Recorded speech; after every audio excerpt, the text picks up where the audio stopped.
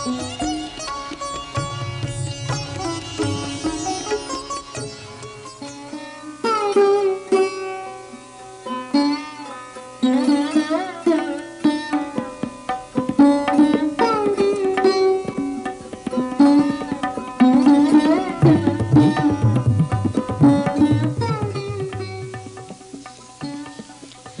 princes and Sita, following Agastya's instruction, took the way to Panchavati.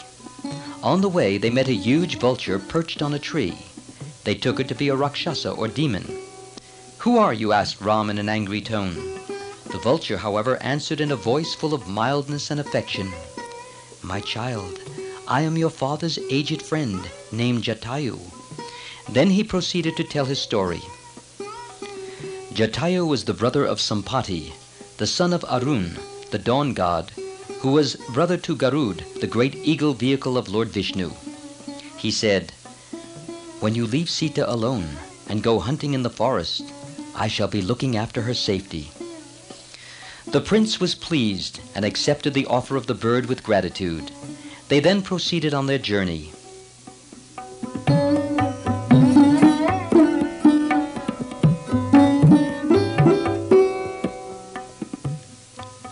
Ram was thrilled by the beauty of Panchavati and gratefully offered praise in his thoughts to Agastya for recommending the spot to them.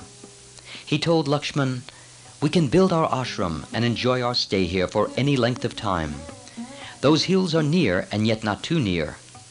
And look at those herds of deer, the trees with their flowers and the sweetly singing birds, the river and the clean sand. Everything is beautiful. Choose for us a good site and build a cottage." Lakshman did as he was told. He constructed an ashram. In the ashram at Panchavati, Ram and Sita lived happily, lovingly served by Lakshman. One morning in early winter, the three went as usual to the Godavari for their bath, to offer their morning prayers and to fetch water for the day's needs. They walked conversing about the beauty of the season. Lakshman thought of Bharat and how he would then be busy performing the ceremonies appropriate to the month. He said, "Bharat is entitled to live in ease, but he has taken on himself a life of hardship because we live a life of hardship in the forest. My heart is full of sorrow for him. Even in this cold weather, poor Bharat no doubt eats sparingly and sleeps on the bare floor. This cold morning he too is probably walking towards the Sarayu. How fortunate we are to have such a noble brother. Pure in mind, speech, and conduct, renouncing all pleasures, he lives a life of austerity for our sake. He is exactly like our dear father, and quite the opposite of his mother. How could so cruel a woman as Kaikeyi bear so good a son?" Ram stopped him, saying, "Talk as much as you like of Bharat and of our father, but stop condemning Kaikeyi. All that you say of Bharat is true, and my thoughts also today go to him in love. How long yet to see him again? When shall we have that pleasure, Lakshman? When shall we four brothers live together again? Bharat's loving words are still sweetly ringing in my ears."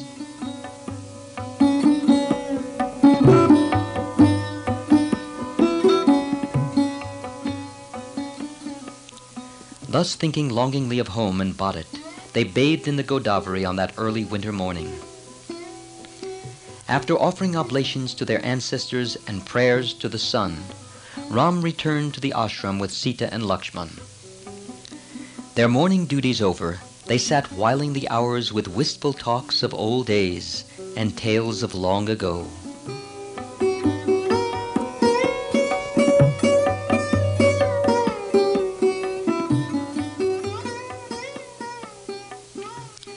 While they were thus recapturing the past in sweet companionship, suddenly a Rakshasa woman came there and saw them. She was Surpanaka, Ravan's sister, who was roaming the forest full of base, idle thoughts. She was horribly ugly, but had the magic power to assume any lovely form at will. When she saw the godlike beauty of Ram, she was filled with uncontrollable lust and accosted him, saying, "Who are you, dressed ascetic, but accompanied by a woman, and carrying warlike weapons and arrows? Why are you here in the forest that belongs to the Rakshasas?" Ram began, "I am the eldest son of the great King Dasarath. My name is Ram. This is my brother Lakshman, and this is my wife Sita. Obeying the behests of my father and mother, and in fulfillment of duty, I am now in the forest. And now please announce who you are. What is your family? You look like a woman of the Rakshasa race. What is your purpose in coming here?" She answered, "Have you heard of Ravan, the heroic son of Vishrabhas and the king of the Rakshasas? I am his sister. My name is Surpanaka. My brothers Kumbhakarna and Vibhishan are also renowned warriors. The lords of this region, Kar and Dushan, are also my brothers. They too are mighty men at arms and wield great authority in these regions. But I am not subject to their control. I am a free person, free to do what I like and please myself. Everybody in this forest is, as a matter of fact, afraid of me. The moment I set eyes on you, I fell in love with you. In fact, I now consider you as my husband. Why do you wander around with this nothing of a woman? I am the mate worthy of you. You come with me. Let us wander at will through the forest. I can take whatever shape I please. Do not consider this girl of yours. In fact, I shall eat her up in a second and dispose of her.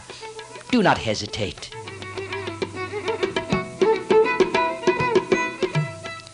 Under the influence of lust, she thought in the manner of her race and spoke thus.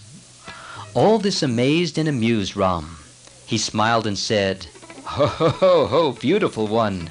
Your desire for me will end in trouble for you. My wife is here with me. I do not care to live the life of a man with 2 wives. But, look here, see my hefty brother. He has no wife here, and is as good-looking as myself. He is the proper husband for you. Offer your hand to him, and leave me alone." Ram said this, being confident that Lakshman would deal with Surpanaka suitably. The Rakshasi took Ram's advice seriously, and approached Lakshman saying, "Oh, my hero, come with me. Let us together wander at will in joy through this Dandak forest." Lakshman entered into the humor of the situation and said, "Do not be foolish. He is trying to cheat you. What is your status, and what is mine? I am here as a slave to my brother, while you are a princess. How could you become my wife and accept the position of a slave servant? Insist on Ram's taking you as his second wife.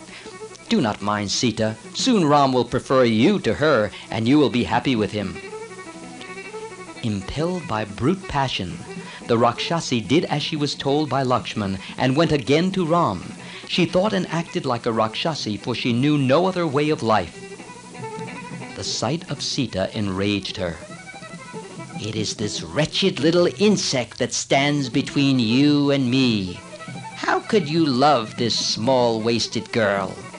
Listen, I shall finish her off this instant. I cannot live without you. Once I have put her out of the way, you and I shall live together happily." Saying this, she sprang on Sita. Ram intervened just in time to save Sita. The farce had gone too far and threatened to become a tragedy. Ram shouted to Lakshman, "Look, I have just been able to save Sita. Attend to this monster and teach her a lesson." Lakshman at once took up his sword, cut off her nose and ears, and drove her away. Disgraced and mutilated, Surpanaka uttered a loud wail and disappeared into the forest.